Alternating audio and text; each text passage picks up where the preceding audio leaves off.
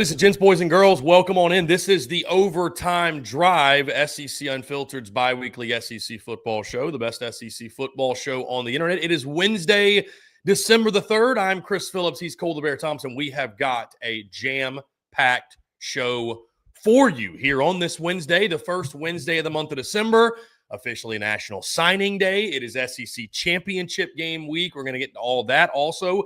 We've got some new hires in the SEC to talk. Now that the dust has somewhat settled and we can all catch our breath, we're going to go through, grade every single new hire, both mine and Cole's grades as well. Some other news and notes to get into, most notably Texas A&M and Ole Miss, of course, as that saga continues. And, of course, we want to take your questions and your comments. And it's an exciting Wednesday here at SEC Unfiltered. And again, guys, we appreciate you all tuning in. Before we get going, make sure you hit that like and subscribe button on YouTube. We are inching ever so close to that 30,000 subscriber mark. We cannot do it without your love and support. And of course, as always, we are brought to you by our friends over at FANDUEL. Visit FANDUEL.com/SECU to join today and get started with $250 in bonus bets when you win your first $5 bet. Once again, that's FANDUEL.com/SECU to get in on the action today. Like I mentioned, I'm Chris Phillips. He is Cole the Bear Thompson, and we have got a jam-packed Wednesday show for you here on the Overtime Drive, presented to you by, of course, SEC Unfiltered. Bear, what's going on, man? Appreciate you taking the time. Really excited to chat with you. Like I mentioned, a little bit of a different look Overtime Drive now that the regular season is officially in the books. We'll kind of put some of our finishing touches, if you will, on the SEC title and thoughts, but we pretty much have discussed and broken that down in its entirety. But my man, as always, excited to chat with you. Yeah, now we get to move into more off-season content and piss off a whole nother group of people for no reason whatsoever than just, opinions on how your team is looking after National Signing Day, the transfer portal, and, of course, head coaching searches. Because, God forbid, you say that you give a B to Pete Golding and people are just losing their minds over in Oxford after defending them all year. Yeah, what's up, buddy? That was a pretty good, Ed O impersonation right there. You got pretty close to Ed O right there. Kind of like Kiffin was doing at the presser. We got to go find our leg. We got to go do it in Tigers. Indeed. Again, guys, we also want to take your questions. We love it so much. Yeah, there you go. I don't know if that's more Ed O or if that's Farmer Fran. That's yeah. Or maybe like a combo of the two. I don't know. No, it's Farmer Orgeron. It's my own made-up character. He doesn't have the nipple ring. That's really just the difference. Fair enough. He should, though. Let's be real. If Edo had a nipple ring, would anybody be shocked at this point? I would not, although I don't want to think about it. Anyways, guys, we're also going to take your questions, your comments. We would love to hear from you as always. Again, lots to discuss and lots to dive into. So without further ado, we are going to go ahead and get into it. In case you somehow missed it, in case you forgot, in case maybe you just haven't been paying attention and you're so lost with other things going on with the SEC regular season, SEC title. Heck, we got SEC ACC challenge on the hardwood.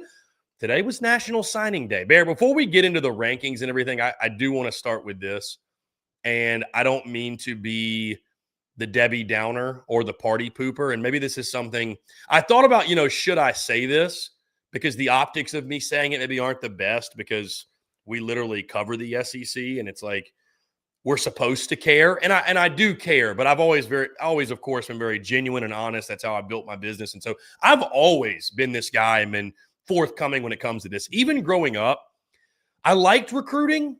I wasn't a huge recruiting guy. I wasn't a recruiting diehard. We all had those buddies, and I don't know about you, that dude, I remember when the message boards, peak message board season, it was following every official visit, it was, every comment, every recruit.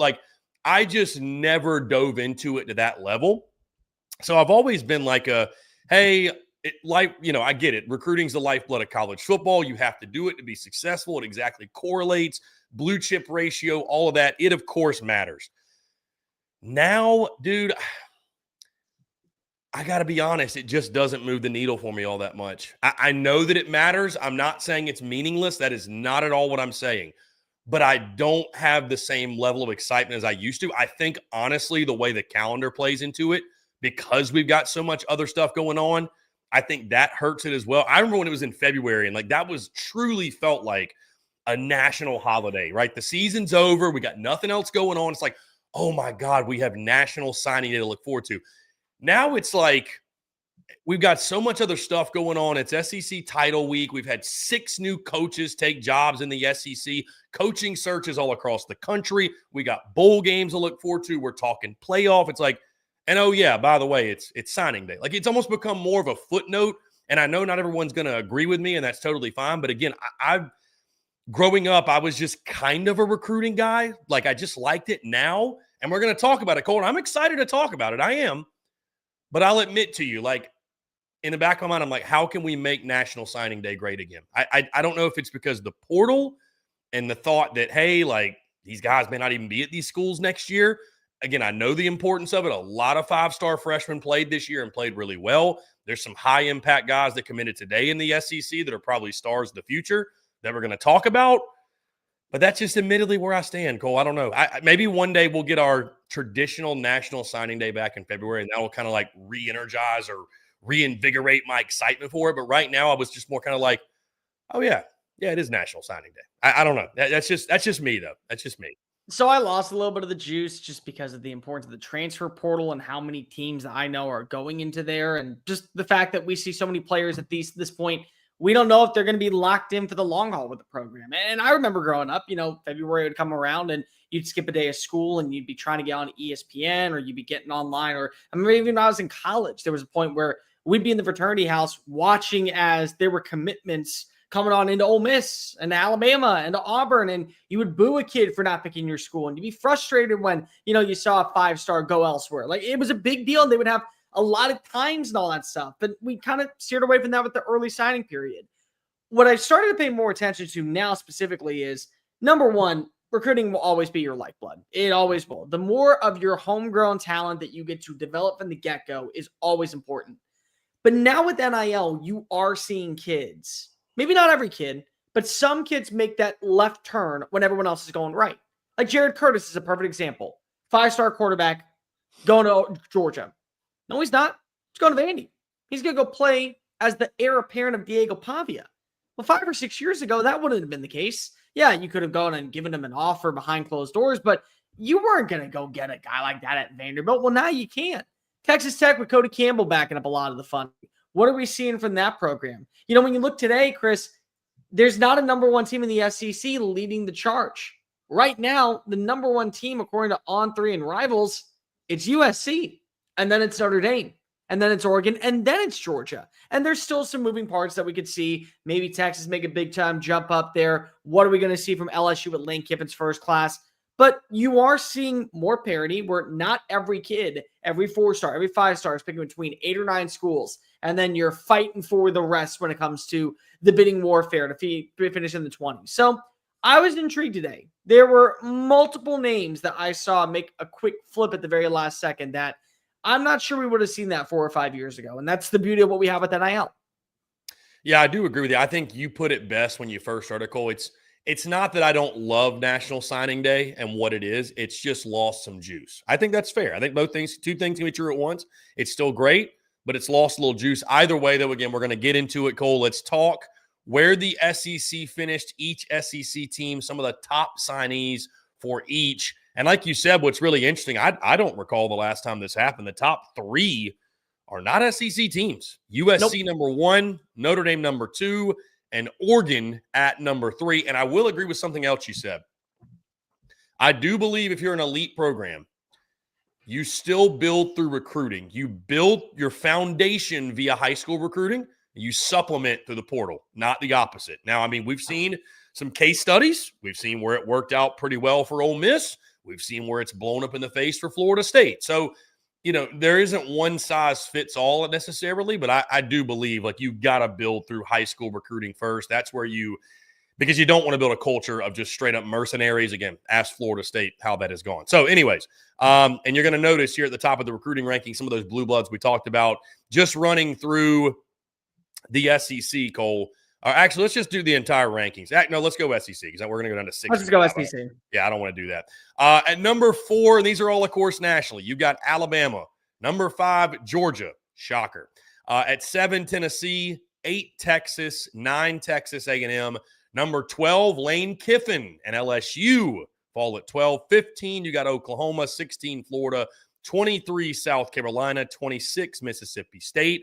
31, you've got Vanderbilt after they land Jared Curtis and some other big flips on signing day we'll talk about in a second. 33, Ole Miss. 34, Mizzou. 35, Auburn.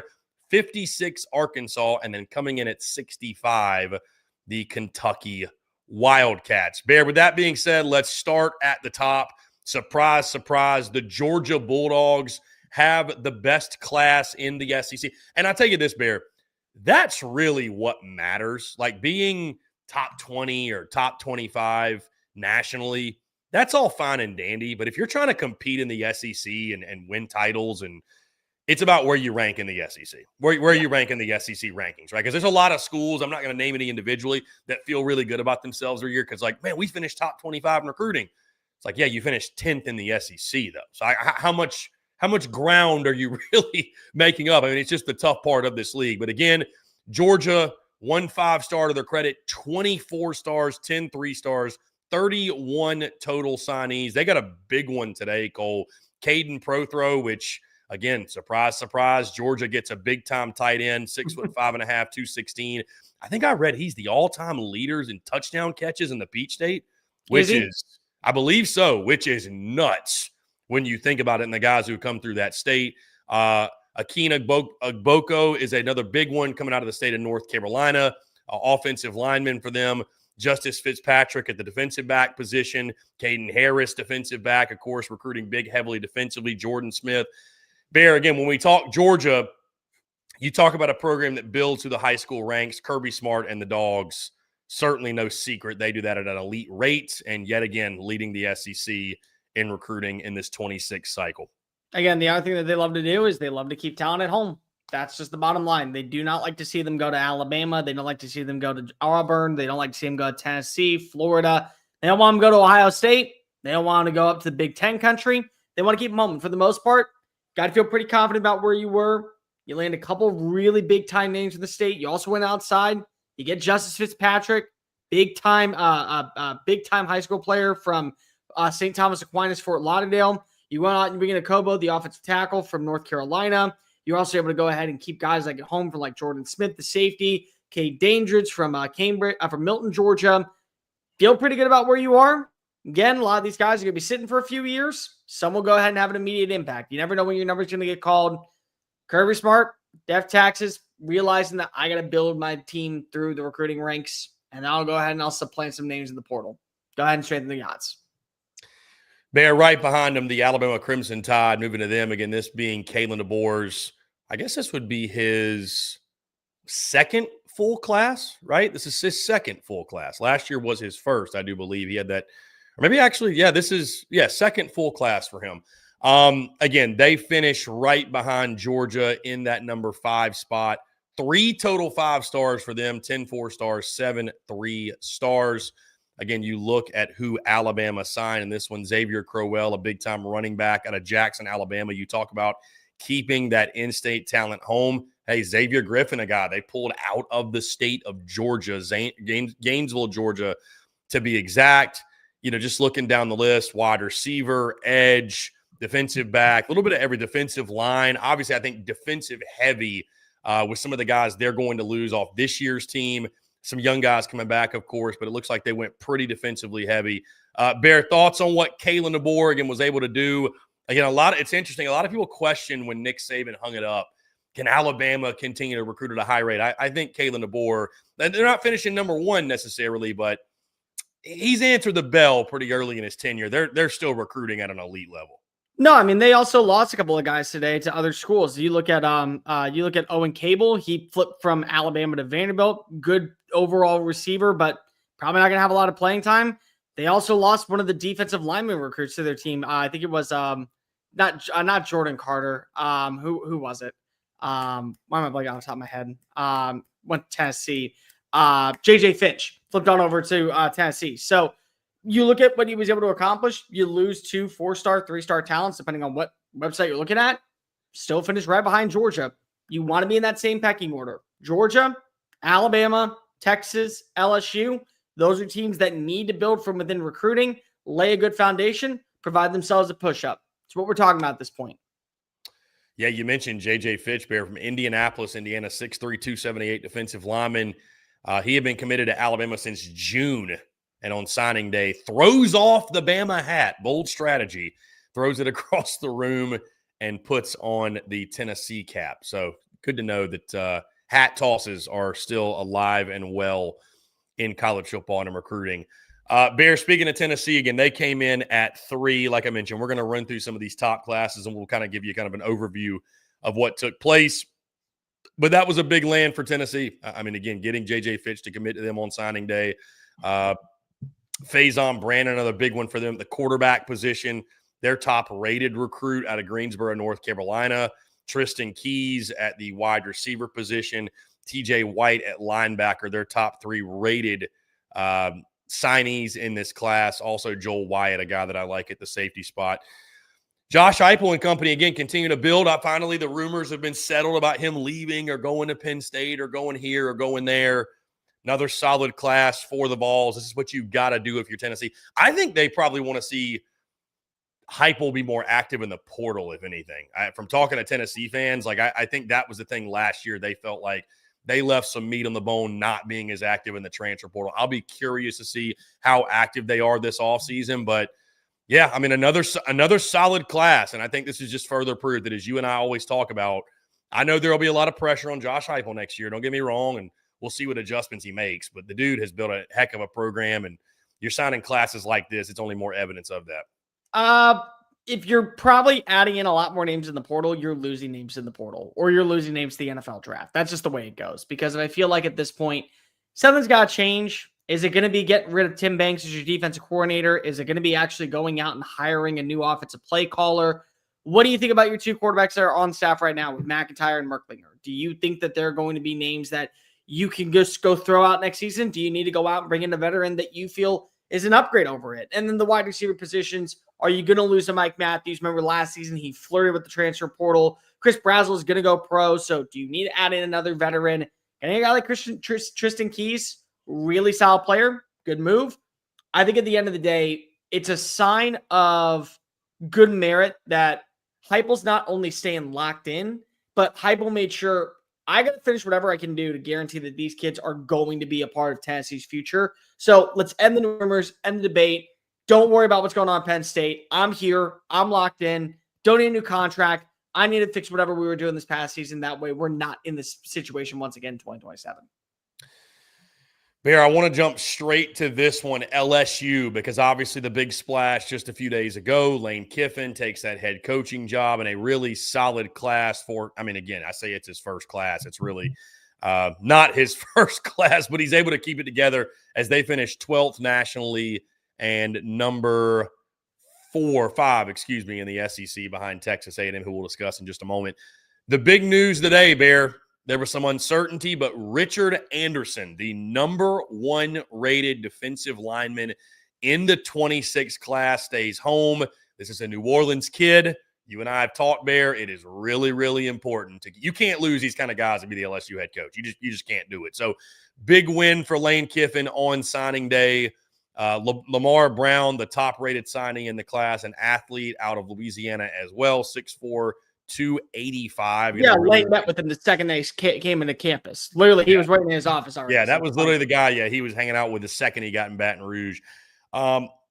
Bear, by all accounts, again, talking to LSU folks, seeing the energy on the timeline, they seem really, really happy with the job that Lane Kiffin was able to do, securing some top guys and keeping this class together under such a short, obviously, just a couple of days, really, keeping this class together, top 15 class. But some of these high-impact guys they got in this class is what's most notable. Well, he also flipped some kids from Ole Miss to LSU the second that he touched down, which was really big because Ole Miss has dropped in the rankings outside of the top 20. So now you ask yourself, okay, was it really Lane Kiffin and building a good repertoire with recruiting out there? Recruiting sells itself at LSU, but to be able to land guys like Corey Barber, who had been committed to the Rebels for a while, to land guys like J.C. Anderson to kind of flip at the last second.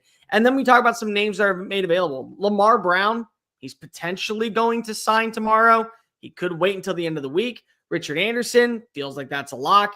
You got some other guys like Deuce Geralds that are out there. You got a Trenton Henderson out there, Dylan Purter out there. Just like a bunch of names that still haven't signed yet, but that doesn't mean that they're not going to. So to me, what I ask is this the end for LSU and Lane Kiffin? Like, is he still doing the last bit of due diligence to guarantee, hey, we have these 2 or 3 kids that are open?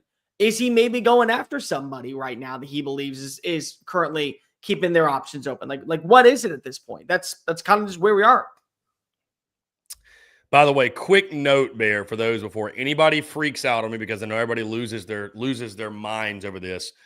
The rankings that I read off to get this thing going, those actually came from 24/7 Sports, hence why they are different from the On3 rankings. All of these sites have different rankings. We're bouncing around between 24/7, On3, Rivals, etc. I don't know, ESPN, if anybody uses them. So anyways, which I highly doubt. As we run down, so again, we've got Georgia at 4, Alabama at 6, Tennessee at 7, who we discussed, Texas A&M, Bear, at number 9. Mike Elko with the top 10 class. Anything of note from your end from what Texas A&M did? Again, one spot ahead of LSU, who's at number 10. Not really. I mean, again, you look at the overall consistency of Texas A&M. They're supposed to finish here. 1 5-star, that was Tristan Givens. You also have KJ Edwards that locked on in. You were able to win big in the state of Texas. You went out west. I thought what was really interesting is that the number continues to grow underneath Mike Elko. Year 1 was about getting his guys in the building. Year 2 was about starting to spread a little bit more, some new hotbed recruiting grounds. This, I think, is the largest class so far underneath Mike Elko with 25 players. So you're starting to see him kind of get a good niche of, now we got to use the portal as a resource for a couple of flyers, a couple of feelers, not for backpedaling in and bringing in a bunch of names. We want to land in my tenure, our version of Myles Garrett that's here for the next 3 to 4 years. We want to land a DeMarvin Leal type. We want to go after a Mike Evans type. We want to be able to get our Anaya Smith. And we don't want it to go in the portal and utilize them for 1 year. We want them to be here for the long haul. And you're starting to see the bloodline of what is going to be Texas A&M is largely due to their recruiting. And I think that's going to be really beneficial for them, because once you get the coach, you start building good hotbeds, and you start letting it be known that that coach ain't going anywhere. Because Mike Elko's locked in College Station for the long haul. You got to feel pretty good about, okay, everything is lined up for us to remain a contingent plan of sincere dominance and really sustainability. Bear, at 11 nationally, you've got the Texas Longhorns. I think what's interesting about Texas is, and listening to Sark today, he seems pretty happy with the class, but being down in Austin just a few short weeks ago and talking to them, I think there's going to be an overcorrection by Texas when it comes to the transfer portal. I think you're going to see them be very, very active. They picked up a few pieces last year, but nothing really crazy. I think they are going to overcorrect.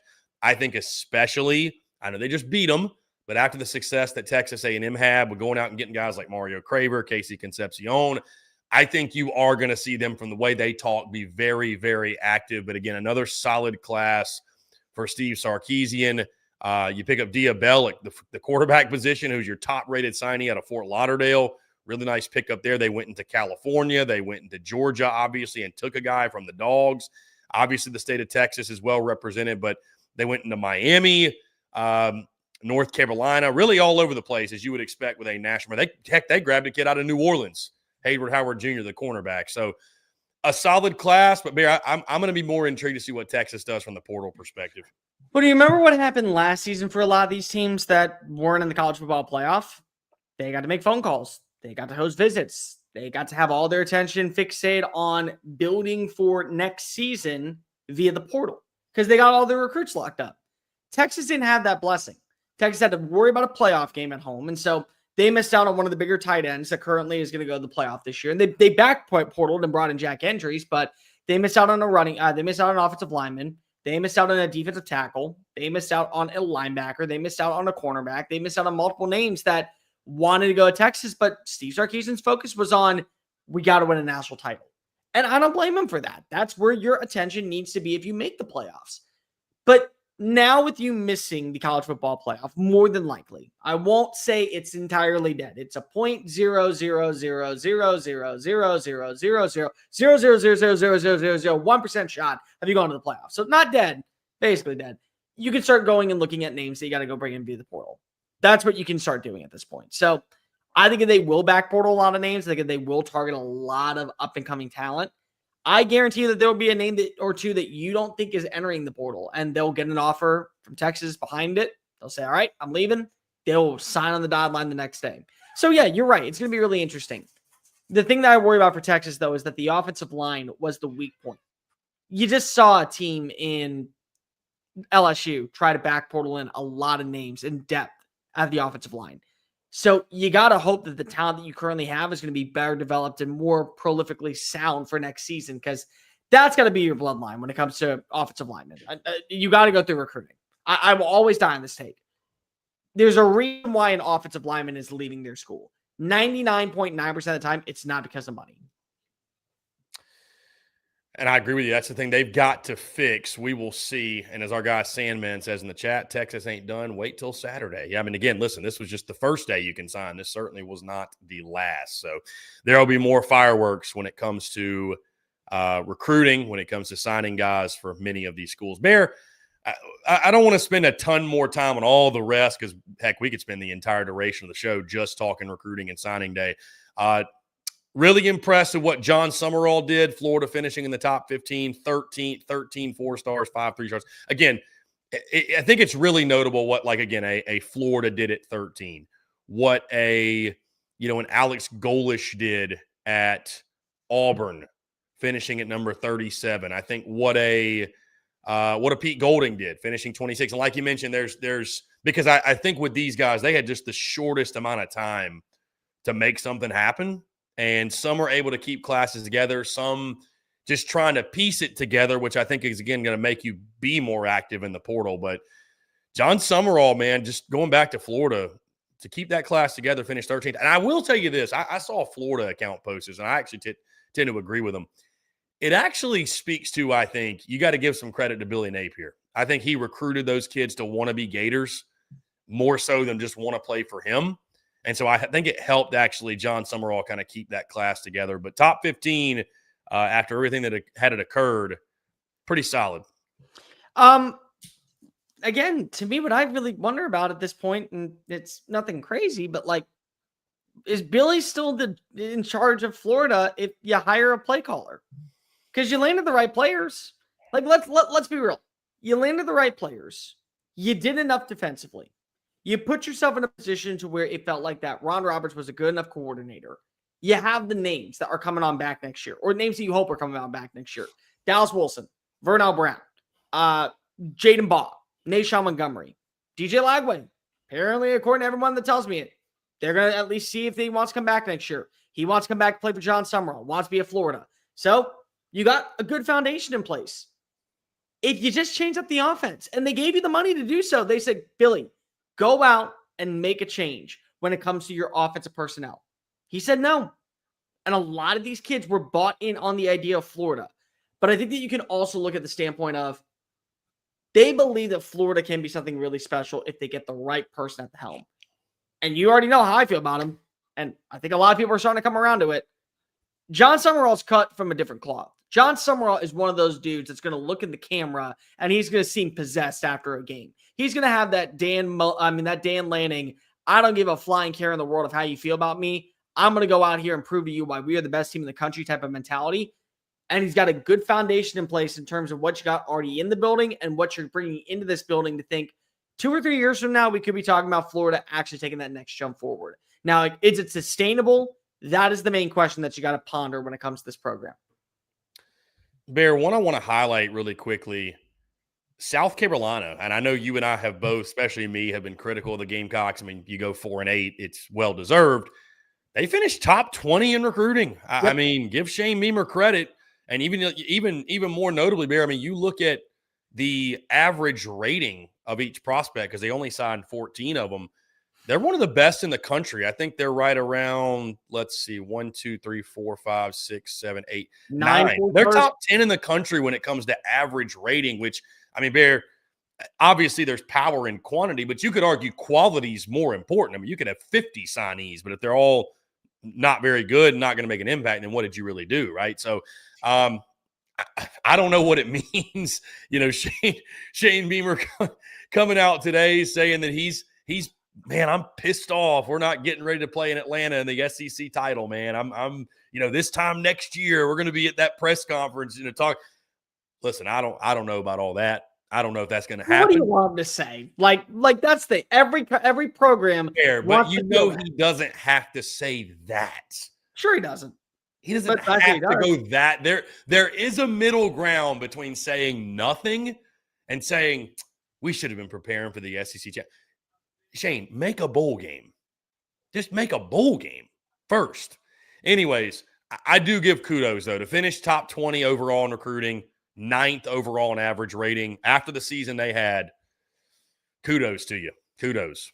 What were the first 3 positions that you noticed that he targeted heavily in this class? Interior offensive line, interior defensive line, interior offensive line. Yeah. 3 of his top 4 were those positions. I mean, he gets it. Yeah, he gets it. My offensive line, I'm not going to be able to back portal in names because the names I'm going to get, they're going to be low-end power 4 names. They're going to be high-end G5 names. I can't live that way. I can't win that way, nor do I expect to win that way. Do we know the latest with the Landon Duckworth kid? Right now, he's signed. Okay. According to Rivals, he is not signed on the dotted line, but he has said he has shut down his commitment. Now, I heard today. It said he had flipped LSU. Yeah, I heard today that there was a little birdie that was looking for a new quarterback down in Baton Rouge, Louisiana. Tough. He has not officially put pen to paper, but he did say yesterday and today he had shut down recruiting. He was staying committed to South Carolina. So Lane's making a push. It's going to be really interesting to see if he actually flips them. It's like the bully coming in trying to take your lunch money. Your lunch money? He's taking your girlfriend money. He's straight up going for the jugular. That too. And then making you pay for the date with your lunch money. Cole, the best of the rest. I mentioned Pete Golding did the very best he could. Ole Miss at number 26. Like you mentioned, they lost a couple of guys to LSU, which you would expect. The one I want to close out with, though, and there's any others you want to highlight, you're welcome to do so, but the Vanderbilt Commodores, man. I mean, listen, finishing 33rd nationally in recruiting might not sound a lot, but I remember the days, and you remember the days, we all remember the days when Vandy wasn't even inside the top 70. And now you're seeing guys. Top 100. Yeah, exactly. And now you're seeing guys the inconceivable guys flip from places like Georgia and Alabama to Vanderbilt. And, of course, Jared Curtis is the big one. I mean, that right there alone, Cole, is incredible. And it just further proof and further validation of what Clark Lee has done in Nashville. You can't say enough good things. You can't say enough good things about him. Obviously, the other one that Vandy got from Bama, wide receiver Owen Cable, flipped his commitment from Bama to Vandy, 6'3", 205. He had been committed to the Crimson Tide since June, saying, I'm staying home, anchored down. Bear, I do think, listen, sometimes we gripe about portal and NIL, what have you. I do think that this, not that Vandy's the richest team in the SEC by any means, but I don't think this happens pre-NIL era. Do you? I mean, it takes more than that, but it helps. It helps. So, yeah, give Clark Lee credit, man. Vandy, maybe Vandy's here to stay. Maybe they're here to stay. Here's what I will say. Getting a guy like Jared Curtis to commit to you, and depending on what you see after the season. So, what we've all heard is that he wants to start. He's not starting at Georgia. He's waiting in the wings. He can compete. Maybe if he ends up being better than Gunnar Stockton and better than Pagisi, RP, if that's what happens, okay, cool. Send him on out there. But Vandy needs a quarterback next year if they want to keep this good thing going. And it's very similar to the Dylan Raiola situation at Nebraska. You were going to start Nebraska.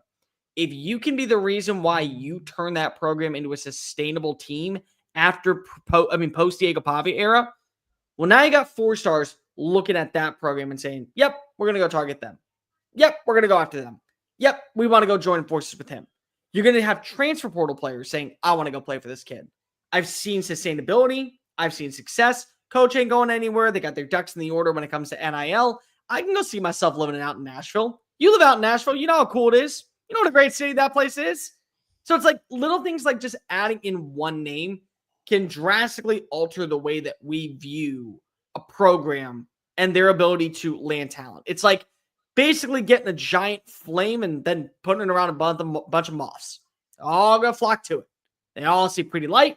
They all want to go for it. So I give a lot of credit to them. I'll give one more name out there that's a big shout out. They didn't do anything really big when it came to 5 stars, but Mississippi State at number 26 on 247's rankings and in the top 30 for On3 and Rivals rankings. They flipped a 5-star today. They were able to go get Braylon Womack, the cornerback. 4-star, my apologies. They don't have a lot of talent in terms of they only have a few 4 stars, 1 5-star, and 23 stars. They did a really good job of finding a good foundational group of players that they think can be the next core for this team as they try to win in year 3. And according to people that we've seen on the internet, according to things that we've all heard, they're willing to spend money this offseason. They are going to be fully invested in building around what they got with Kamario Taylor, what they got with what's his name? Jeff Levy, with what they got in some younger places. They feel good about it. So call to win. Yeah, Bear, being down there in Starkville this past weekend, I can tell you they're going to be spending money, and there are staff changes on the way on one particular side of the football. So do not be surprised when that occurs, and not surprised they waited till signing day was over, which, again, I don't think it could be, I guess, high enough impact to, if you get rid of your defensive coordinator, I guess guys could want to leave, but I think they'll be fine. From what I've heard, they're going to invest money in that too, Bear, and go out there and get a really good defensive coordinator is the plan. So, because I think with Kamario Taylor at quarterback, is it Bothwell or Booth that's back next year? Is it Booth? Well, Bothwell's the younger one, so okay, Bothwell, unless he's entering the portal, he's back. No, I think it's Fluff Bothwell that's back. They've got a good foundation to build off of offensively. I think if they can go out there and get a good DC, have a defense to complement them, I think they're going to be cooking for next year. So, again, successful day across the SEC when it comes to National Day. Before we get off this, I do want to ask you this. I thought it was interesting. I was watching one of the recruiting shows today, and they got on this conversation, a big old tangent about, and I'm sure you've heard it, that stars don't matter. Fans that say, hey, stars don't matter. Like, we got to go out and get our guys. I'd rather have a signing class full of 25 3-stars that love my school and are going to give A+ effort and toughness and energy, versus a 5-star who's entitled or lazy, whatever. And they went off on this big thing about how flawed that logic is and how really just silly that logic is. What are you? No right or wrong answer. I'm just curious your thoughts when you hear stars fans. matter. Stars matter. Yeah. Stars 100% matter. 100%. Don't even kid yourself. What I will say is that not every 5-star truly is a 5-star. Partially where they play, competition they go up against is part of it. But 95% of the time, you want the 5-star over the 3-star. That 3-star may give you a lot of heart, a lot of grit. He may be bought on into your culture. That 5-star is a reason why you're turning heads and why you're kicking ass. I'm sorry. That's always good. Yeah, there's a reason why.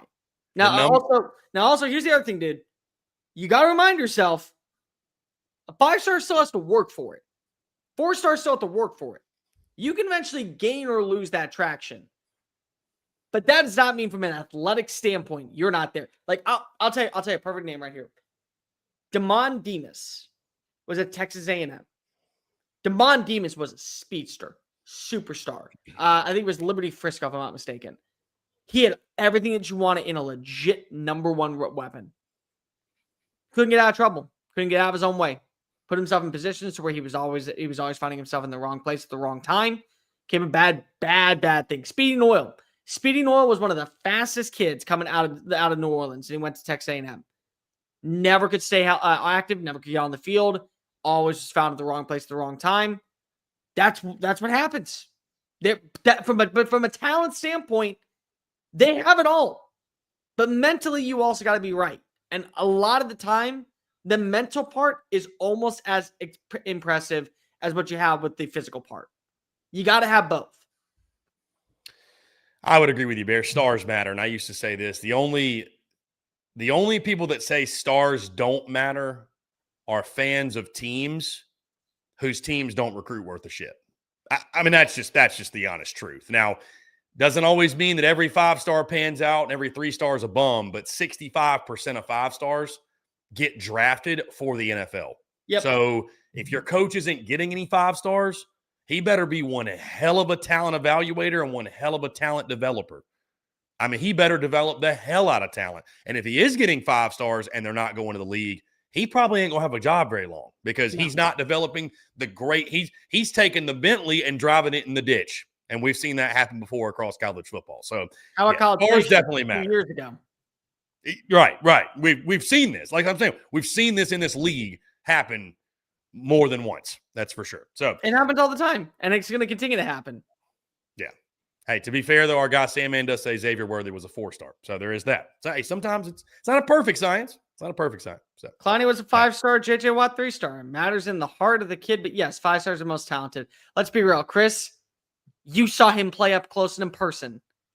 Jadeveon Clowney coming out of South Carolina was a much more polished prospect than JJ Watt. Jadeveon Clowney could have been a first-rounder coming out of high school. Yeah. That's how much of a freak he was. Now, has he panned out in the league per se? Maybe not, but from the gift and the attributes of what he had. Yeah, I mean, just unbelievable. Perfect example. Do you know who most people say when they bring up, if I could draft any high school player, number 1 overall, you know who I'd go with? They're not picking a random kid that's going to come out this year. They're saying Jeremiah Smith. He's 19.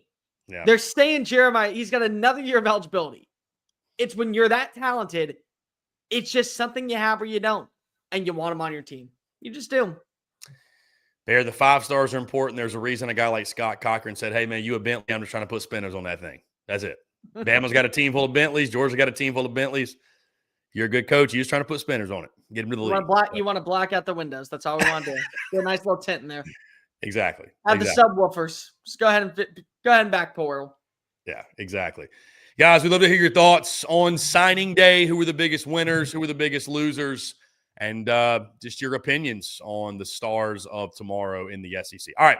Bear, we dropped this today on social media, but I do want to discuss it really quickly. Let's talk grades for the new hires in the SEC. There are 6 new head coaches for now. God forbid we have any other movement, but we have 6 new head coaches right now. So you and I both have dropped grades for each of the 6. So without further ado, here we go. Let's just go name by name instead of me giving all 6 and then you giving all 6. We'll go name by name. So let's first, of course, start with the big one. Lane Kiffin goes from Ole Miss to LSU. Very well documented. You ain't watching or listening to this show and not been following along this saga and know what happened. When it comes to the grades, again, this is how we feel about fit, how we feel about, future production, how we feel about just overall feeling on the hire. When it comes to Lane Kiffin, I gave the hiring an A+. You gave the hiring an A. I want to give you more of the platform here to explain this. I go A+, Bear, just simply because, and I think I might know why you went A, but I give it A+ because despite all the other stuff, the outside noise, does he use a dog for PR stunts? Does he do things off the field that are very quiet? I don't know. But just talking football, and when it comes to this cycle, LSU hit a grand slam, and I think they got the very best available. Granted, he hasn't won a conference title, national championship. I totally get it. I know what he hasn't done, but I know what I think he can do at LSU. And to me, I give it an A+ too, because of just the way it happened. Like LSU was kind of stealth mode 3 weeks ago. They were kind of lurking behind. They were literally a tiger, in the grass, just waiting, watching this unfold. They had alignment. They knew who they wanted to get. Bang, they go get Lane Kiffin. I give it an A+. Again, you give it an A, and it's not your top grade. No. Walk me through this. So from all the things that you have said, I 100% agree. A+. On the field, from a standpoint of what his offense is, now going to the state of Louisiana, where it is going to be much easier to recruit. And remind yourself of this, Chris. Who was number 1 in the transfer portal rankings last year? Wasn't Ole Miss. It was LSU. LSU. Yeah. LSU was number 1 in transfer portal rankings last season. Now you're getting a guy who masters in the transfer portal. He's going to build a staff. He's going to be able to, I think, bring in not only the right people, but he's also going to attract the right talent that is looking for a second chance. So from all of those things, it's an A, and it's easily an A+. But I dock you some points on a couple things. Number one, the way it was drug on out, and even if it wasn't all on LSU, and the charade that we had, didn't like it. Could have left with grace, could have left in a different capacity. Things that are just personal, just didn't appreciate that. The second thing is, and again, I'm not blaming Lane on this one. If I got offered this, I would too. I don't think Lane's a $13 million coach. I personally don't. So when you have that type of investment, for the biggest accomplishment is taking your team to the college football playoff without technically taking your team to the college football playoff, just getting them there, and a couple of 10-win seasons, it's not enough for me to say that I believe that you're worth that price. But again, that was what the market dictated. So I'm not going to penalize Lane for that one. But the third thing I will say is we love dogs around here. This is Paisley. She is real. She sleeps with me. She calls with me. She loves me. She tells me all the time that I'm perfect and that I'm awesome. We don't pretend to use dogs as PR. And frankly, that pissed me off. It pissed you off too, didn't it, Pace? Exactly. I thought so. She is so upset, she can't even say words. She is mad for her friend Juice. She is mad for the city of Oxford. All for a PR stunt. That quite literally is why I moved it down from an A+ to an A. That was the main reason. I love that. I was waiting for that. I was like, I know you got to bring up the Juice Kiffin stuff, which it was 100% the Juice Kiffin. I mean, listen, if he can't commit to a dog, I mean, what makes you think he's going to commit to you? I don't know. It's tough. It's tough. Apparently, though, that might have been the biggest signing of signing day. It looks like Juice Kiffin's headed to Baton Rouge. Is he headed to Baton Rouge, or is he headed to Baton Rouge to hang out with a couple of new people that are going to be taking care of him for photo ops? Well, yeah, yeah. I mean, that's probably not to hang out with Lane Kiffin. Exactly. Yeah. That was some of the most heartbreaking news. That actually, I kid you not, dude. That actually put a sourness in my stomach. Seeing that post of, oh yeah, Lane got on the plane and left. Left the dog. Meanwhile, Sweet Juice is sitting in the back of a pickup truck going duck hunting. And now with Lane. And that's where it all came crashing down. Oh my God, this is the reality of where we live. But no, I got 2 dogs. I love them to death. I have a 3rd dog. Love him to death. They are quite literally my lifeline. I like dogs more than people. Quite literally. Don't betray the dogs. Don't betray the dogs, and you betrayed my trust to give you an A+ Lane. And I know there'll be some LSU person in here going, how dare he say that and not give real reasons why this is an A+ hire. Guys, it's personal. There's no rhyme or reason for it. I'm a dog dude. I grew up in a house full of dogs. He used a dog as a prop. Hurt my feelings.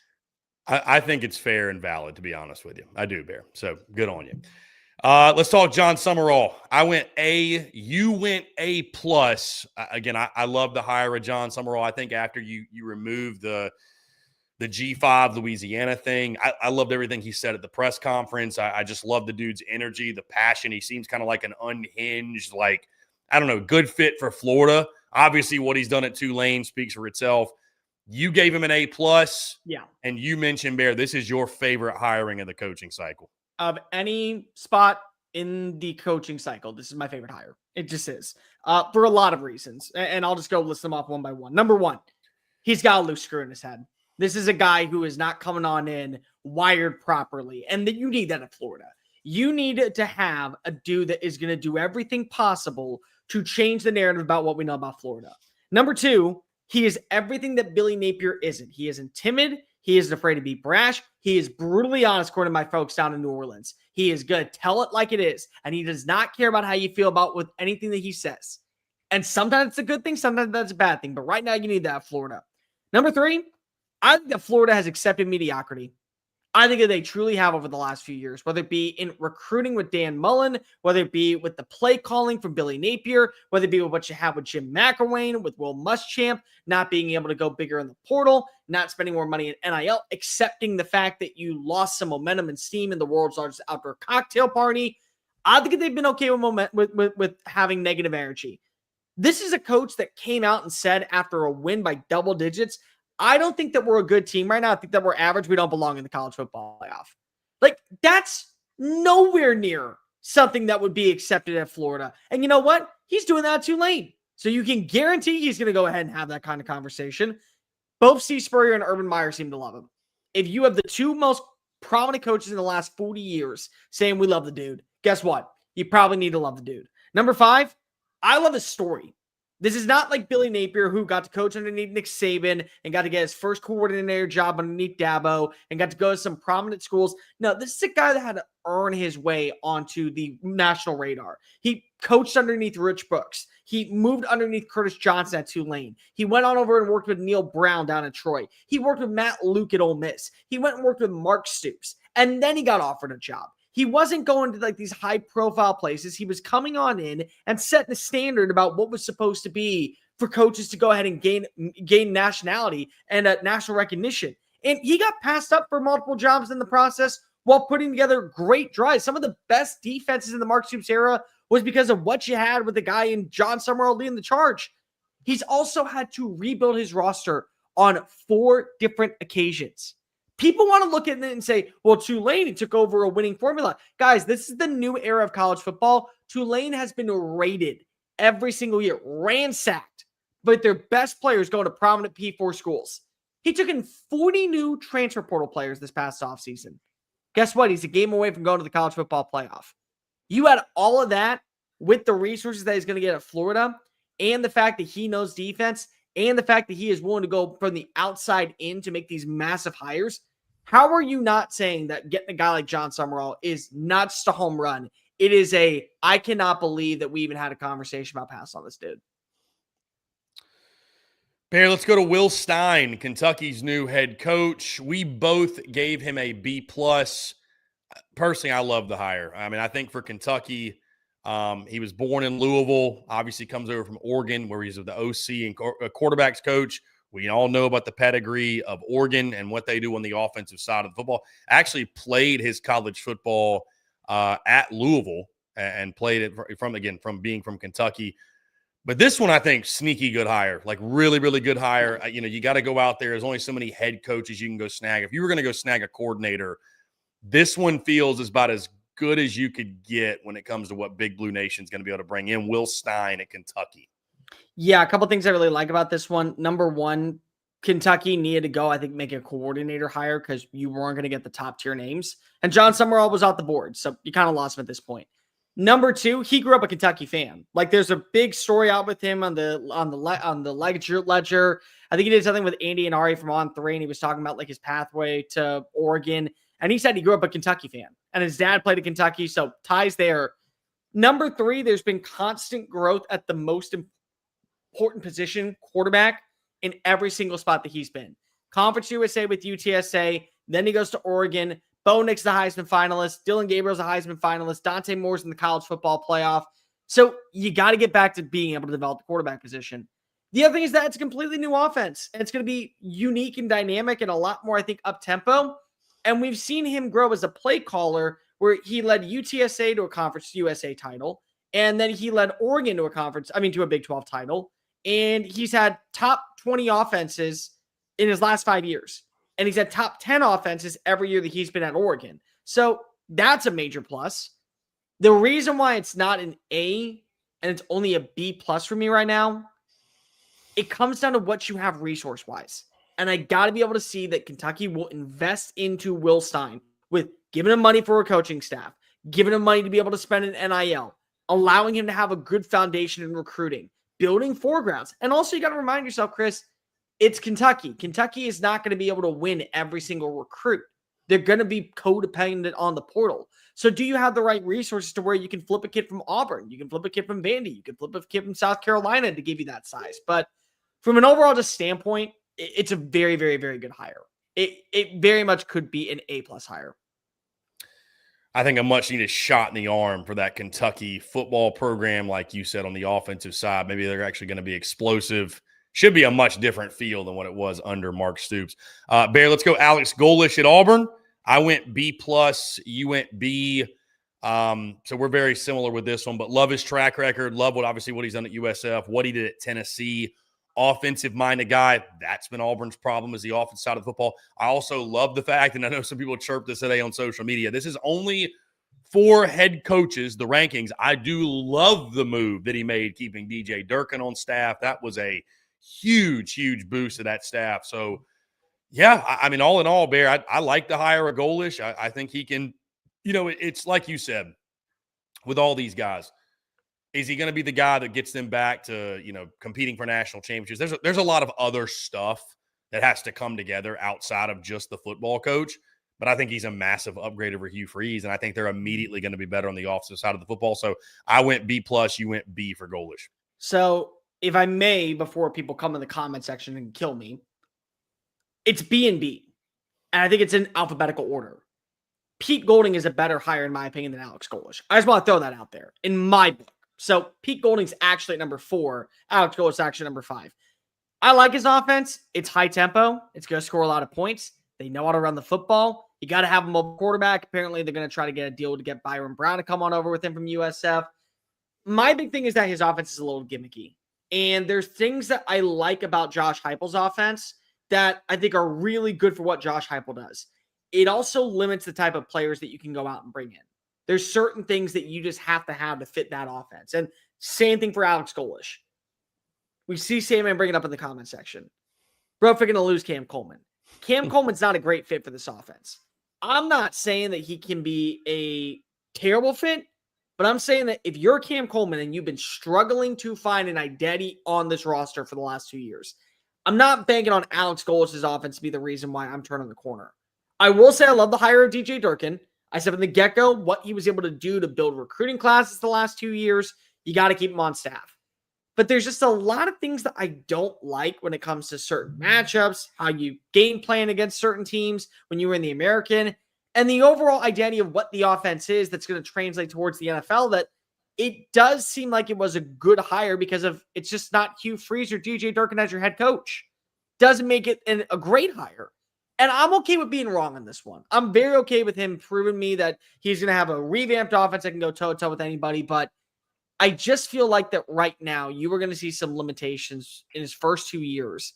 At a place like Auburn where patience is thin, they're not going to be waiting around for year 4 for him to finally get this thing off the ground. They want to see results, and they want to see consistent results every single year because they're putting their money where their mouth is. That is the one thing I will give Auburn a lot of credit. They're not afraid to spend in the portal. They're not afraid to spend in recruiting. But then when they spend and they say, hey, dude, we've given you everything. Why are we still sitting at 7-5? Why are we not getting 8? Why are we not competing for a college football playoff bid? Like, it's year 3. It's time to go ahead and put up a shutout. And that's where we are.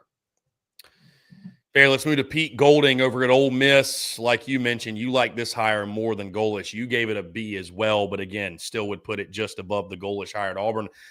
I gave it a C+. Like I told you, I like the hire short term. I think it galvanizes this football team. I think it was the best possible move they could have made under the circumstances, and the players are obviously really fired up and excited. They want to play for him, and I think they will play for him. Over the long haul, I just don't know. I just don't know how it's going to work out. Golding, a guy, never been a head coach before. We know about some of his previous stops in the SEC, and he's done a good job. I'm not saying he hasn't, obviously, but it's much different sitting in that chair that he's going to be in a program like Ole Miss, who has had a lot of success recently, and it's not going to be easy for them to take a step back and slip back into just being a 500 club or just above 500. So I'm not saying he can't turn out to be a good hire. We'll see. So I'm going C+, you're going B for the Golding hire. I like the fact that you're able to bring in continuity with him. And while, yes, it does feel like that you were kind of arm banded or they twisted your arm into hiring him because if you didn't want to get penalized by the playoff committee, I think he's earned his opportunity to stay around. He's done a good job of building a recruiting baseline, I think, in the defensive side. And the numbers have gone up over the last few years. Remember last season, they were terrible in pass coverage. It's why you saw that big Barry Brown touchdown. Big time play on 4th down. And it ultimately kept them out of the playoff against Kentucky. Well, that's going to be necessary. You saw this defense kind of turn the corner and their secondary was really prominent this year. I think you got to be able to have the right resources when it comes to, hey, lane 1, because we gave him a lot of money to go out into the portal and recruit. Now, the thing that I worry about when it comes to him is that he's not going to have the same eye and knack for talent to be able to say, we bring you on in here, we have a good coaching staff, we feel like that we're going to elevate you, and all these kids go to the NFL. But I do think that from a standpoint of you got continuity, there's a lot of buy-in underneath him. He's been around the program for multiple years. He's been a part of the Saban coaching tree, so he knows what are the expectations and certain things that you got to do to be able to win at the highest level. There could have been a lot of other names that you just swung for and would have missed on, where this one feels like maybe the ceiling is always going to be 9-3, but 9-3 means that you're fighting for a playoff bid every single year when we expand to 16 teams. You're going to be able to say you can go toe-to-toe with several teams that are above your weight class. You should be viewed as the highest level in your weight class. So I like a lot of things about the hire. I think the most important thing is that there's stability, not just for this season, but for next season with a lot of names that are going to be flirting with the transfer portal whenever they lose in the playoff or win a national title at the end of the year. And Bear, finally, Ryan Silverfield coming in from Memphis over to Arkansas. You've given Silverfield a C. I am going with a D+. I am being a very harsh grader on this one. Listen, man, I mean, this dude was like your fourth or fifth option, realistically. I know he's done and said some good things since he got hired. I totally understand that. Maybe this isn't all his fault. Some of this factors in with Hunter Yurachek. Some of it factors in, like you were kind of talking about, with Will Stein in Kentucky. Like, what is the investment and the commitment to Ryan Silverfield going to be? This hire, if I'm being totally honest, Bear, feels like a very unserious hire, in my opinion. This doesn't feel like a hire where I'm like, man, Arkansas, they're going to get back, man. 2 to 3 years, 3 to 4. They're going to be back where Bobby Petrino had them, and they're going to be, winning 8-9 games and knocking on the door of the play. Like, I'm sure Silverfield can get them to bowl eligibility, but like, I don't know about much more than that. So we'll see. I'd love to be wrong. But it doesn't, this hire just doesn't do a lot for me. Again, that's why I'm going D+. And like I said, you went C for Ryan Silverfield. I really wish I would have gone back and put C+ here, because I actually do like the hire more than most national public figures. Or apparently I thought I did, and then people are letting me know on Twitter all the time that I don't. Let's just have an honest conversation real fast, Hogs fans. And the ones who are defending this hire like no one's business. Guys, this was not the first move. Now, there's a lot of people saying that, well, Ryan Silverfield was able to flip some kids very quickly. Very, very quickly. So he must have known that he was going to get the job, and he was making phone calls while still at Memphis. And he probably knew at the start of the month. Well, I was told they went after somebody, very high-profile name, just got hired out on the East Coast. That was priority number one. He didn't want them. Was not interested. They went after a second guy who just got hired this past week. Very prolific offense. Now, afterwards, there were 3 names that kept coming on up. 2 of them were Ryan Silverfield and Kane Womack. And then there was a third one. Now, I don't know what order it was. Hey, we called Kane Womack, and we said, hey, do you want the job? Nope. Okay, move on to the next candidate. Hey, we went and called X so-and-so. Hell, well, never mind. We saw that one. We saw the report come out that there was that they were getting a deal done with Alex Golish. That proceeded to end up being not entirely true, or maybe it was true. We don't entirely know on that standpoint. But I can just tell you right now, Ryan Silverfield was not the first name on the list. And then if you want to say, well, how was he able to flip kids so quickly? Okay, then maybe he was the second name on the list or the third name on the list. But then that's malpractice by Hunter Yurachek for hiring a guy, saying we're going to go ahead and have a guaranteed contract, and then he proceeds to lose 3 of his last 4 games. And honestly, that's where you lost me when it came to Ryan Silverfield. Because if I said after Memphis beat Arkansas in the live stream and in the coaching video, the hot board, my first phone call would be to Ryan Silverfield. So I liked the hire initially, and I want him to be successful. There's a lot of things that I think he will demand and he will ask for and say, we need this for our program. If you want to see the results, be there. But at the same time, you have to be able to close your season on the right note. And you lost 3 or 4. I get it. You're 3-0 against Alex Golish. Alex Golish has a 9-3 season, and you lost to Navy, UAB, and ECU to close out your season. It's a little disheartening when that's the guy that you go for. Meanwhile, Oklahoma State, who you were in on with Eric Morris, you say, oh, well, you know what? He didn't want to pay the price. Well, if Hunter Yurachek wants to be cheap, then why are you taking a cheap option? And I'm still sitting here and saying this is a good hire. It's not a great hire. Very good hire. I think that Ryan Silverfield can easily get you to 9 wins one year. I think he can get you to 6 or 7 wins on the consistent basis. But at the same time, you're asking me, was this the first move that Arkansas wanted? No, it wasn't. And that's not his fault. And he wants to be at Arkansas. And at the end of the day, dude, that's like the number one priority. Like, that is just like easily the number one priority to have. A guy that wants the job. But let me ask you something. Who else wanted the job? Who else really wanted the job? Sam Pittman. Oh, I want to be a hog. I want to come to this program. I want to make it better. Half of you were ready to go ahead and run Sam Pittman off. And then when all of you out there who are coming at me and saying, oh, well, how dare he say this about Ryan Silverfield? My coach, my coach, my coach.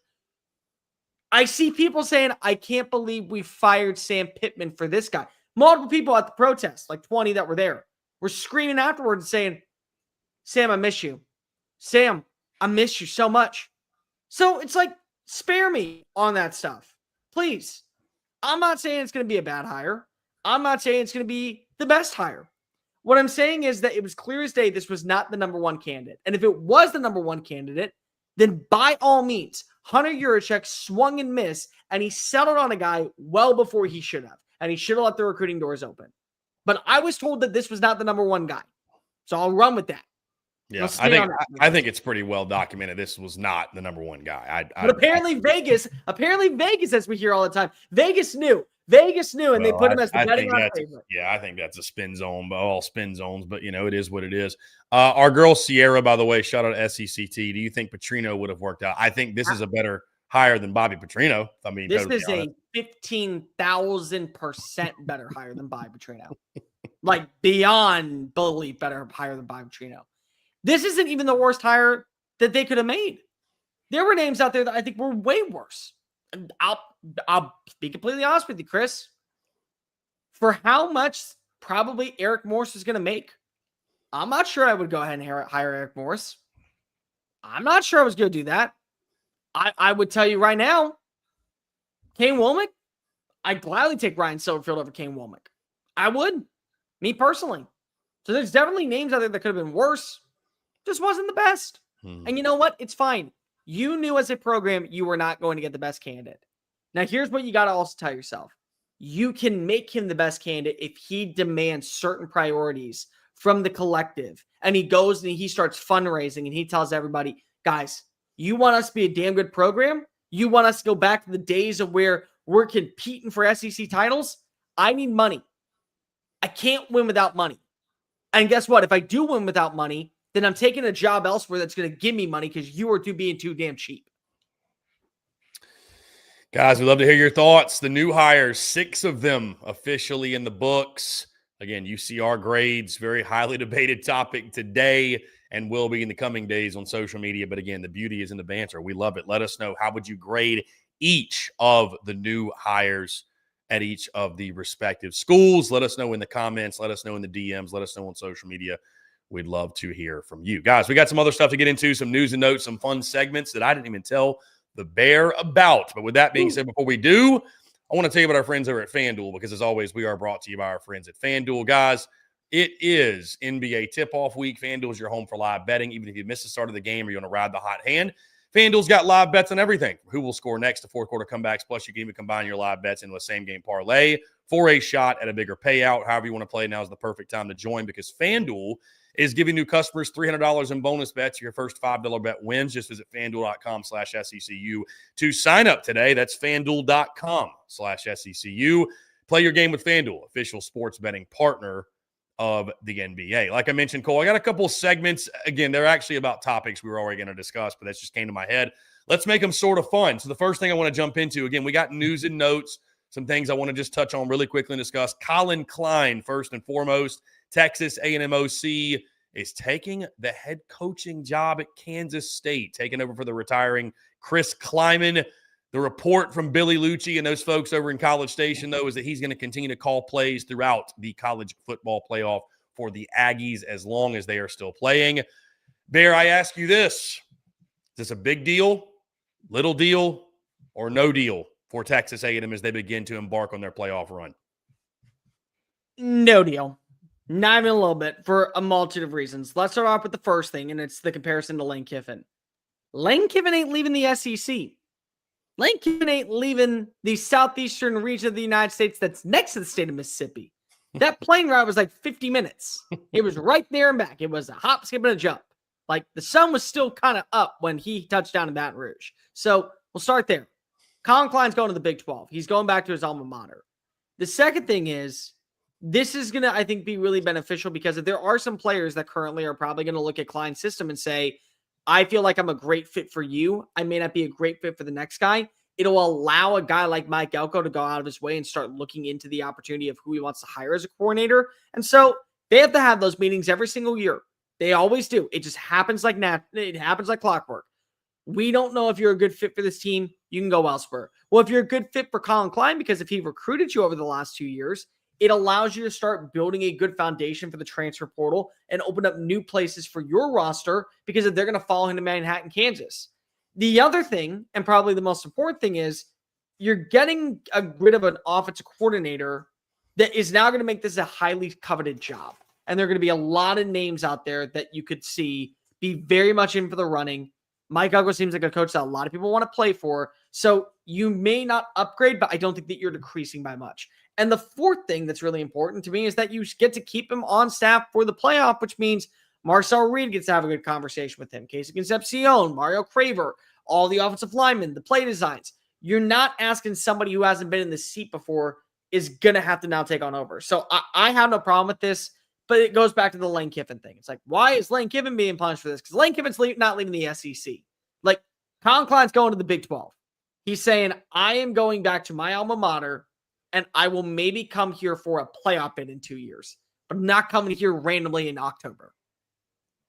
I say no deal as well, Cole. Again, I agree with everything you said. It's nothing like the Lane Kiffin thing, and if you think so, just take more than 5 seconds to think critically about it.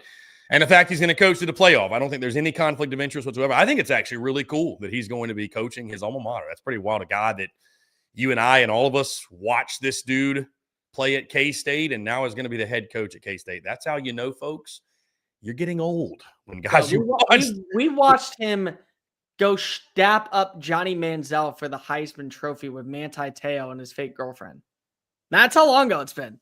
Yeah. And now he's the head coach at his alma mater. When guys you watched play start becoming head coaches, you're like, damn, I really am getting old. Like, I'm getting old.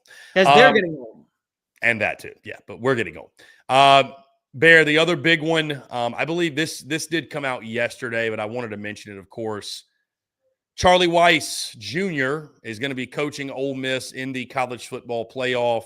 Going to be on the offensive side of the football, of course, at the OC spot.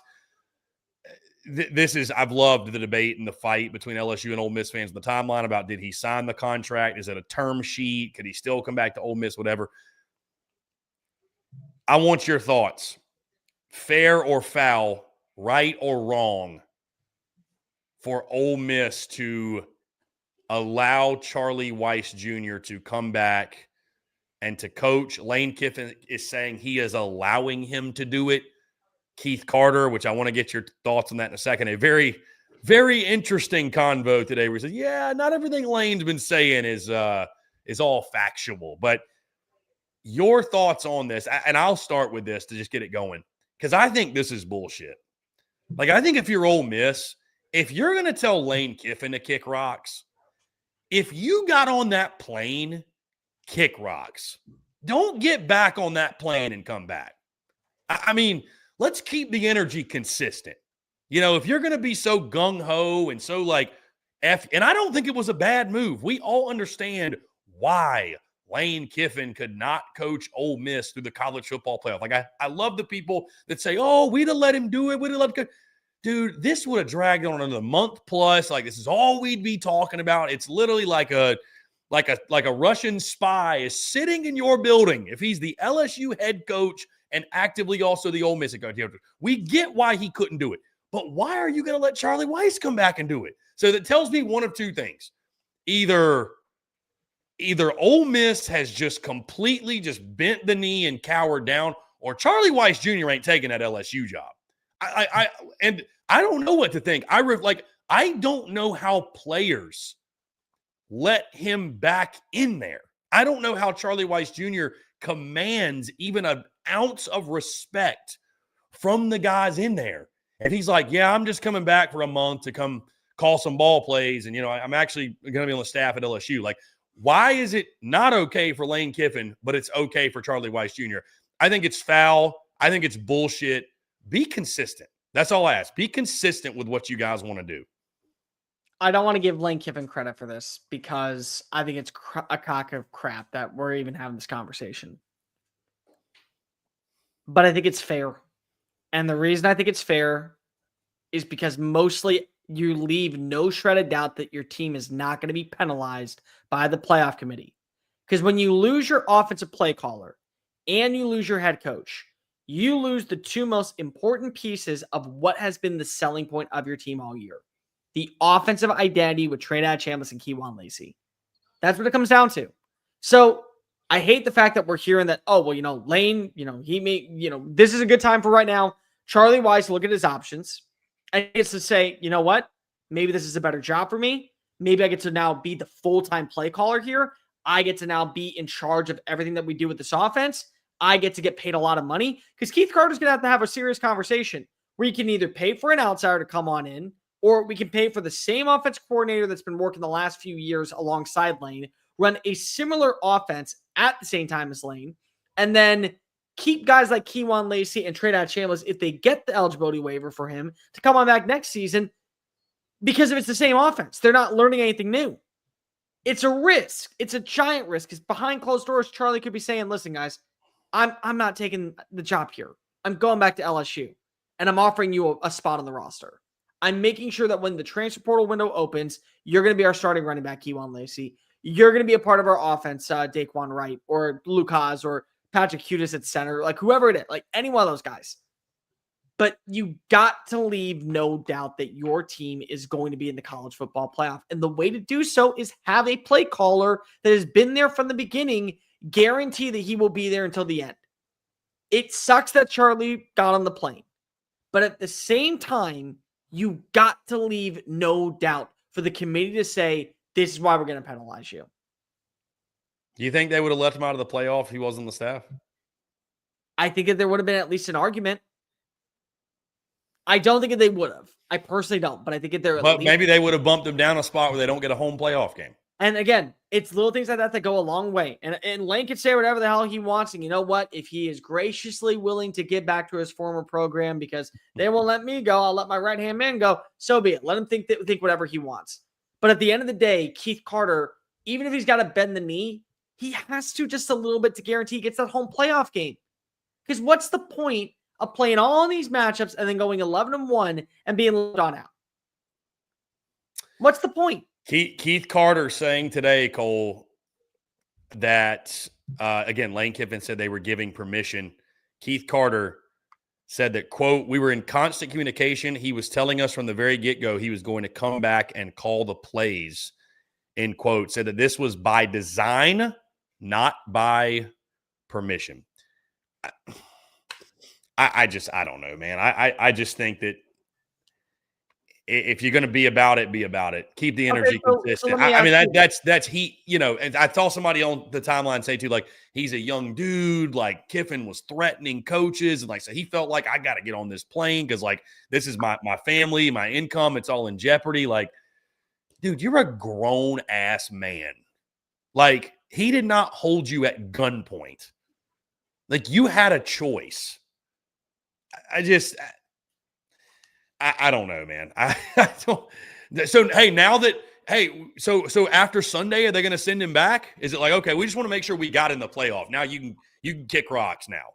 Maybe. Or again, this is now allows Keith Carter and company to go ahead and come up with a deal that says you're the offense coordinator here if you want it.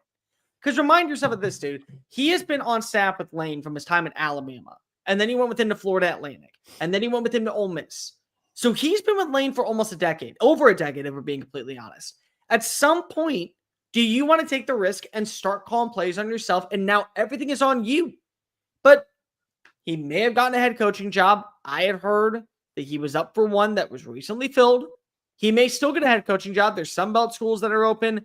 We don't know who's getting the Penn State job, so maybe they hire him there. But there's an opportunity for him if he wants to call plays. I don't view this entirely as a negative because of, number one, it allows you to guarantee that your team is not being left out of the playoff. And number two, it gives him options, because if he didn't sign a contract that says I'm guaranteed locked into this job, it says I will be the head coach, I will be the offense coordinator if I want the job. So, okay, cool. So now he gets to decide, does he want to be the offense coordinator long-term at Ole Miss? Does he want to be the offense coordinator at LSU? And that'll be his call. But I care about going to the college football playoff. My team is in the college football playoff because I have Charlie Weis Jr. on my staff. Again, Keith Carter today, Cole said, quote, there's a lot of things he said publicly that I'm not sure are totally accurate, end quote. Whew. When this Lane Kiffin Ole Miss drama will end, heck, I don't think it's going away for a while, because we've got a Ole Miss LSU game upcoming in 2026 that, my God, the toxicity will be on another level. I wonder if Juice makes the trip, on the road trip down to Oxford. I don't know. Will they not welcome Juice? That'll be the question. Bear, before we get out of here, I know you had some stuff on Oklahoma you wanted to discuss here. Yeah, I want to bring this up to you. So Yeah. I don't think this is going to happen. I really don't. But I heard something float around today, and it would piss me the hell off. But I don't know if entirely out of the realm of possibility. So what have we talked about with Oklahoma this entire year? What's been the missing spark for them? I mean, just offensively in general, but I mean, they can't run the football for shit. Just offense. Just offense. Yeah, just offense as a whole. Yeah, I mean, but elite defense. They got a national title defense. Yep. So their signature win is over Alabama. Alabama is ranked right now. Alabama is ranked behind them right now. Where are you about to go here? We have this conundrum that is going on currently in the world of college football with the two schools that we're talking about head-to-heads. And we keep mentioning, well, if somehow, some way BYU wins on Saturday in the Big 12 championship, well, we'll just go ahead and knock out that one team that is currently ranked ahead of the team that they lost to, and then just call it even Stevens. But what if Alabama is to lose big? Alabama is to just get dog walked. They are embarrassingly bad against Georgia. And while I've agreed, and I've said this multiple times, you're not kicking out the number one seed in the SEC. You're just not doing it. It's ridiculous to say that you'd ever do that. But what if they did? And what if we still had the question of how do we get both Notre Dame and Miami in to the playoff? Is there any scenario after Hunter Yurachek said, well, we'll rank them properly with the top 25 after conference championship weekend, that they look at that offense and they say, hey, remember when Florida State didn't have a really good offense whatsoever, but an elite defense, and we kept them out of the playoff? Notre Dame has a great offense. Miami's got a great offense. Both got salvageable defenses. And Alabama, we can't use the head-to-head anymore because we can easily just say, you're out too. I don't think it's going to happen, but how funny would this scenario be for Oklahoma to not even have a game? But because of Hunter Yurachek's comments and because of the branding of Miami and Notre Dame and the fact that you would need ACC representation and you no longer have just the head-to-head to hold out hope for, Alabama and Oklahoma both are taken out of the playoff. I don't think it'd be funny at all. I think it'd be hysterical for one reason. For one reason. Because everyone in the country would go like, oh, look at that. They're not showing SEC biased. Meanwhile, here comes Greg Sankey. And he's already on the phone with Tony Petitti. And he's saying, all right, we're done. We're done. We're picking up our ball and we're going home. We're going. Next season. We're not signing anything. We're not doing anything until we are guaranteed all of the spots in the playoff. And we get to dictate how many teams are there. I'm laughing at this because, I'm just laughing at this because think about this for a second. Everyone's going to be celebrating. Oh my God, no SEC. No, they're not giving it to the SEC. Brother, you're going to be lucky to even be included in the conversation next year. Enjoy this last time that this happens. I can't even imagine what the revolt from Norman would be like. I can't even imagine, dude. I don't think the brand of like OU's brand is massive too. That's the thing. That's the thing. Yeah, that is wild though. That is wild to think about. That would be oof, woof. Hunter Yurachek, by the way, let's get him out of that seat. That's we've had enough of this. I hope he's not back in 26 doing this. It's been pretty rough.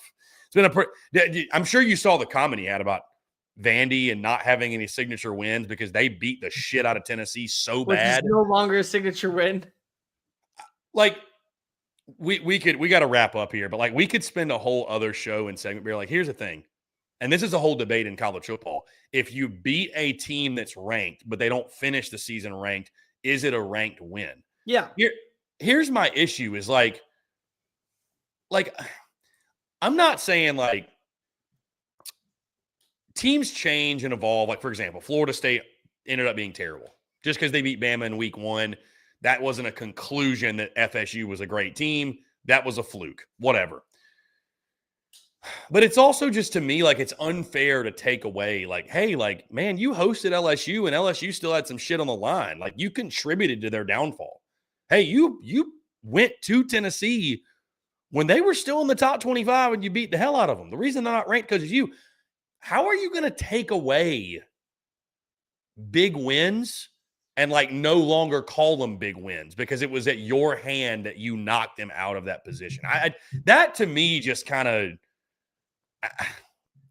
I don't know. It irks me. You know what I mean? It irks me. It's like bitching about Georgia's strength of schedule or Bama's strength of schedule because they can't play themselves. That's what it's like. So that to me, I don't know, man. That's crazy. I'm not necessarily saying like you should get credit for beating the number 1 team in the country in week 1 if that team ends up going 4-8 and they're terrible. But like, there's got to be some middle ground here where it's like, bro, you can't sit there and say like that wasn't a signature win because you went up there and beat the hell out of Tennessee. That's crazy to me. Yeah. Well, like the other thing that I think is really dire here, just to remind ourselves of this, and I want to give a shout out to him because he posted on Twitter, but Brooks Austin wrote earlier this week that the reason why Oklahoma's in the playoff at 10-2 with such a piss poor offense is they beat a Power 4 team in Michigan, and the non-conference schedule didn't beat Vanderbilt. Because Vanderbilt, if they would have beaten a non-Power 4 conference team outside of Virginia Tech, let's say it was a ranked team, let's say it was Illinois, they'd be in the playoff right now. They'd use that as an advantage to put them on in. So, like, that's what the whole argument with Texas comes back to is you lost to a Power 4 team, but you also then lost to multiple other teams in the process with it. And I'll go another step further, Chris, if we can. If you can't say you're Texas, we beat 3 top 10 teams when Vandy didn't finish as a top 10 team. So you can't have your cake and eat it too in the standpoint of it's a ranked win. Oh, but it's not really a ranked win because of, they moved down. Like, you can't do that. And so the committee is just full of morons and nitwits and people who do not belong inside of a public office, let alone a boardroom to determine who are the 12 best teams in college football. But I'm sick and tired of hearing that, like, oh, it's all because of these little things. Like, there's so many factors that go into it that the rules constantly change. And the only thing that doesn't change is our infuriation with how the committee has brought this on up to the public eye, and it constantly refuses to be resolved. All valid points, Cole. All valid points. Final thing when we get out of here, really funny tidbit that actually came across our group chat while we were on live. Hugh Freeze had a conversation with Justin Hokanson. For those that may have missed it, he said, quote, "Let's be clear. This is not a beat up Jackson," speaking of Jackson Arnold, "but certainly it didn't work out to the level that he nor I both expected for him and our team. And that's why I'm sitting here." Hugh Freeze just, any chance? Hey, is he valid? Is he valid in his statement, or is he throwing a guy under the bus when he should be taking the blame? Oh, he is 100% valid in his statement. He is 100% valid. You didn't get the quarterback right, and Jackson Arnold was terrible this season. He wasn't good. He's part to blame too, though. I say, let's continue though. What was the first word? You didn't get the quarterback right. You went out and spent money in the portal, and you had options to look at. John Mateer was available. Darian Mensah was available. Several others, but Gio Lopez was available. Many a name that could have came on in and be a better fit for Auburn's offense underneath Hugh Freeze were right there. And you picked Jackson Arnold. You banked your tenure at Auburn on him. That's not his fault. It's not his fault that he is that bad. It's your fault for banking it. Yes, he cost you your job. You were the one to handpick him. You had 2 years to get Diego Pavia. You would have had a Heisman Trophy winner for the second time since 2010. You would have had that then. But no, instead you want to go with this dude. Now you want to go with Peyton Thorne and then not spend $1 million the next season. And then Jackson Arnold. And that is going to be your legacy at Auburn. Indeed. Bear, that being said, great show tonight. This one was fun. Again, it's kind of fun when we chop it up and mix it up a little bit, different random topics. Of course, SEC title, guys, our full preview prediction dropped yesterday for the game.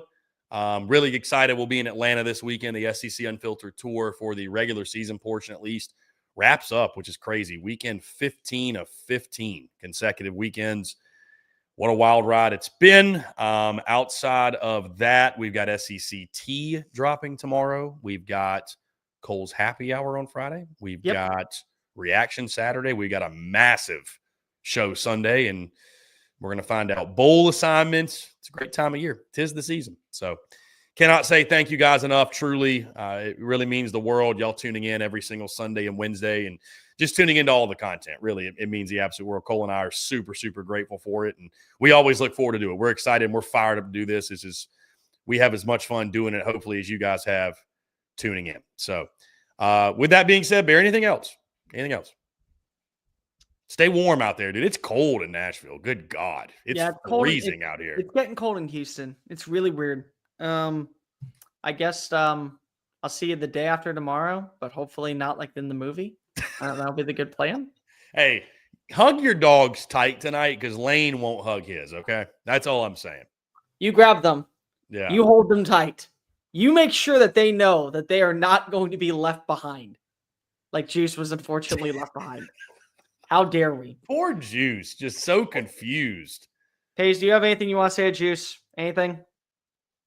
Nothing? Okay. No, it's okay. She's disgusted. You're camera shy. It's okay. She's disgusted. I can tell you. Damn you. I had to break the news to her that, and Max and Cooper, that Juice was always just a pawn. And they're like, I have no idea what that is, but I feel for him. I can tell that he's very Doesn't sound positive. I say they could tell that pawn sounds. Why like is Dad yelling? What? Why is Dad losing his freaking mind in the bedroom today? Oh, who is this Juice character? It must not be good. Who is Lane Kiffin? What did Lane do to this Juice guy? Oh, it's a dog. Oh, we must rally toward him. Guys, again, we appreciate you all tuning in. We're going to get out of here. Make sure, as always, you hit that like and subscribe button on YouTube. Check us out where we get your podcasts all across your favorite social media platforms, as well as our website, secunfiltered.com. For Cole the Bear Thompson and the puppy, Paisley. So for Cole and Paisley, I'm Chris Phillips. We appreciate you all tuning in. Stay tuned on the content bleeding out of the eyeballs. Y'all have a great rest of your Wednesday night. We'll talk to you all on the other side. Cheers.